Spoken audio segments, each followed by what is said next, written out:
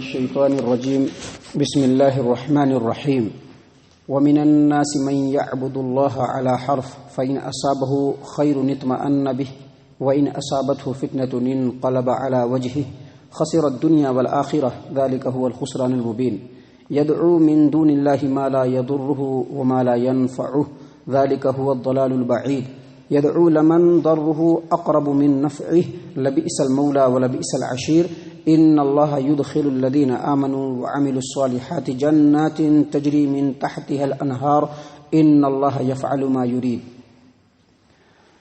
معزز سامعین کرام، سورۃ الحج سورہ نمبر 22 اور ابھی اسی سورت سے آپ کے سامنے آیت نمبر 11 سے لے کر کے آیت نمبر 14 تک یہ چند آیات تلاوت کی گئی ہیں۔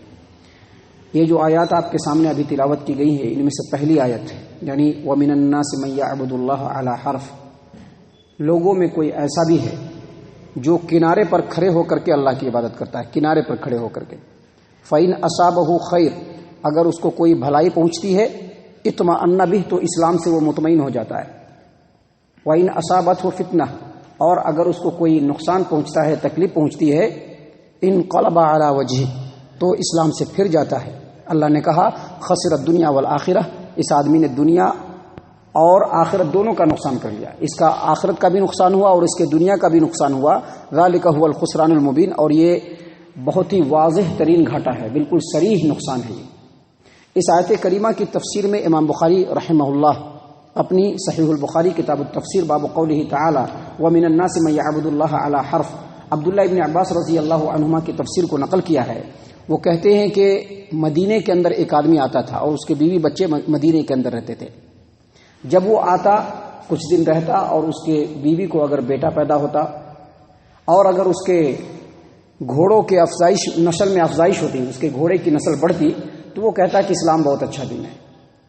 اور جب آتا اور اس کے بیوی کو بیٹا پیدا نہیں ہوتا، اس کے مال میں زیادتی نہیں ہوتی، اس کا گھوڑے کی جو نسل ہے وہ اگر نہیں بڑھتا، تو وہ کہتا کہ اسلام بہت برا دین ہے۔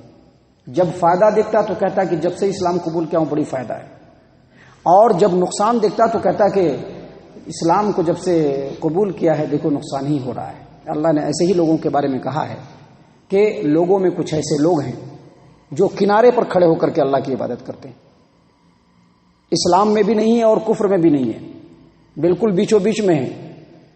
اگر اسلام کے اندر داخل ہونے میں ان کو کچھ فائدہ ہو رہا ہے، دنیاوی کچھ اچھائی مل رہی ہے، تو امید ہے کہ وہ اسلام کو قبول کر لیں گے اور اسلام کے اندر داخل ہو جائیں گے۔ لیکن اگر ان کو اسلام کو قبول کرنے میں مشکل ہو رہی ہے، دنیاوی نقصان ہو رہا ہے، تو الٹے پاؤں پھر جاتے ہیں۔ اللہ نے ایسے لوگوں کے بارے میں کہا، کیونکہ ایسے لوگ جو ہے عام طور پر منافقین کی یہ روش ہے کہ وہ صرف فائدے کے اعتبار سے کام کرتے ہیں۔ اگر مسلمانوں سے فائدہ ہوا تو مسلمانوں سے مل گئے، دوسروں سے فائدہ ہوا تو اس سے مل گئے۔ اللہ نے کہا کہ ایسے لوگوں کا دنیا اور آخرت دونوں کا نقصان ہے۔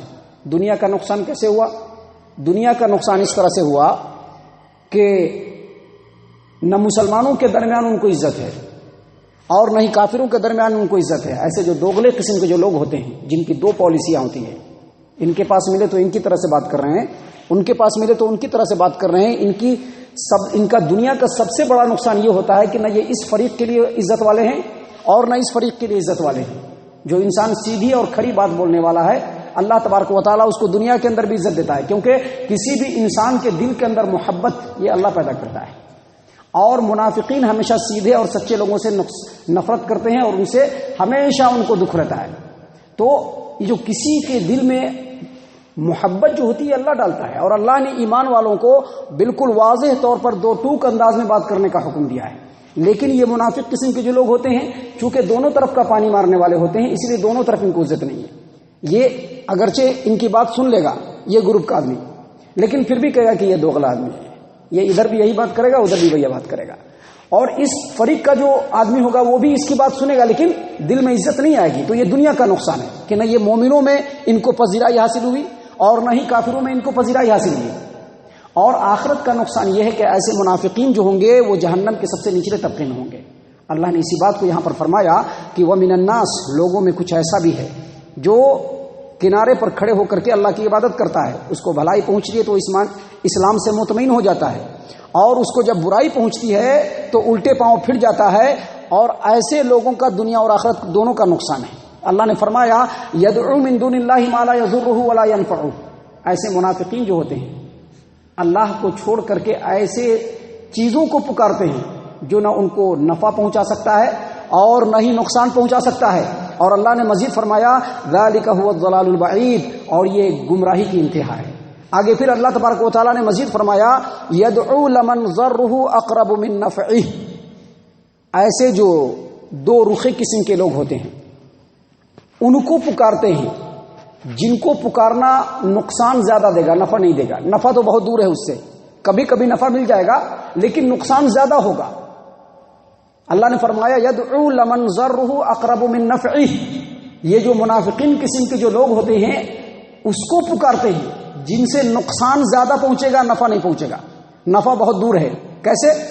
وہ اس طرح سے کہ ایک منافق جو ہوتا ہے وہ کفر اور اسلام کی سرحد پہ کھڑا ہوتا ہے، جب وہ اسلام کی طرف دیکھتا ہے، ایمان کی طرف دیکھتا ہے، قرآن اور حدیث کی تعلیم کی طرف دیکھتا ہے تو وہاں اس کو نقصان نظر آتا ہے۔ جب اس کو نقصان نظر آتا ہے تو فوراً وہ پلٹی کھاتا ہے، اور پلٹی کھا کر کے کفر و شرک کی طرف جاتا ہے، اور جب کفر و شرک کی طرف جاتا ہے تو ایسے معبودان کو پکارتا ہے جو معبود ان کا کچھ بھی فائدہ نہیں کر سکتے، اور ان کا فائدہ تو کرنا بہت دور کی بات ہے، وہ خود اپنا فائدہ نہیں کر سکتے ہیں۔ اسی چیز کو اللہ تبارک و تعالیٰ نے کہا کہ ان کا نقصان جو ہے ان کے فائدے سے بہت کم ہے۔ مطلب کیا؟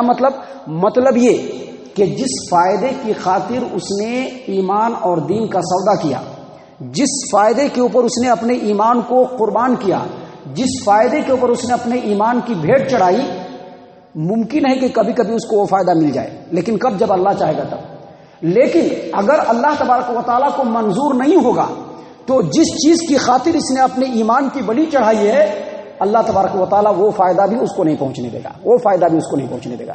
اللہ نے اسی بات کو فرمایا کہ یدعو لمن ضرہ اقرب من نفعہ لبئس المولى ولبئس العشیر، اس نے، یہ جو آدمی تھا، اس نے ایسے لوگوں کو پکارا یا ایسے معبود کو پکارا جس کا نقصان اس کے نفع سے زیادہ قریب ہے، اور بہت ہی برا ہے یہ ساتھی، اور بہت ہی برا ہے یہ رفیق۔ کیا مطلب یہ کہ جس انسان کی خاطر یا جس شیطان کی خاطر یا جس کسی کی بھی خاطر اس نے اللہ کے رستے کو چھوڑ کر کے گمراہی کے رستے کو اختیار کیا، وہ ساتھی بہت ہی برا تھا۔ ایک مطلب یہ۔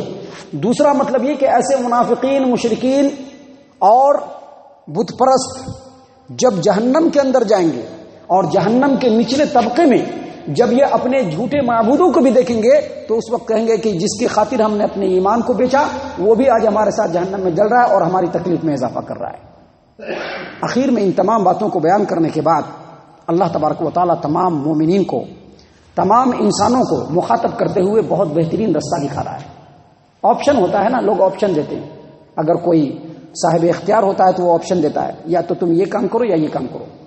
باپ بھی اپنے بیٹے کو آپشن دیتا ہے کہ دیکھ بیٹا تیرے سامنے یہ دو رستہ ہے، یہ رستہ اختیار کرے گا تو میرے گھر میں رہنا ہے، یہ رستہ اختیار نہیں کرے گا تو میرے گھر سے کک آؤٹ ہو۔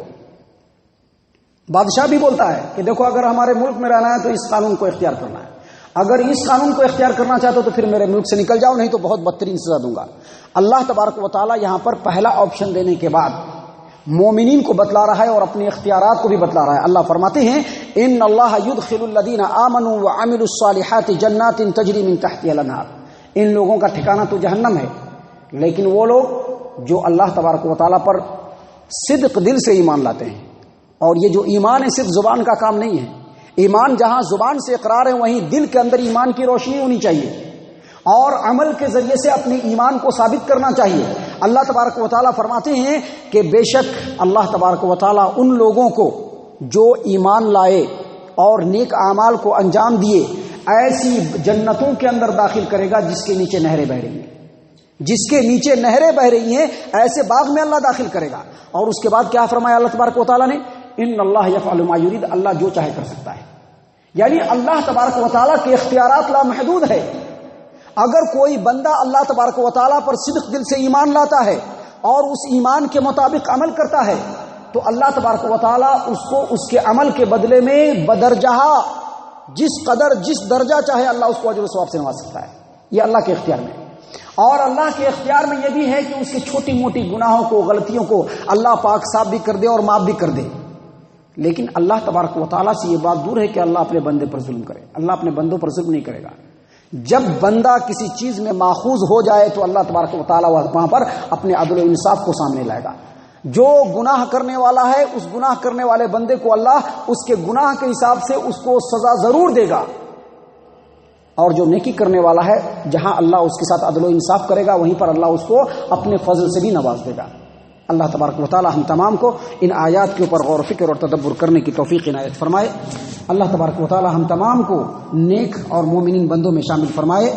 ایمان کی سچی لذت سے اللہ تبارک و تعالی ہم تمام کو روشناس کرائے۔ اللہ تبارک و تعالی ہم تمام کو جنت الفردوس میں جگہ عطا فرمائے۔ آمین یا رب العالمین۔ وما علینا الا البلاغ المبین۔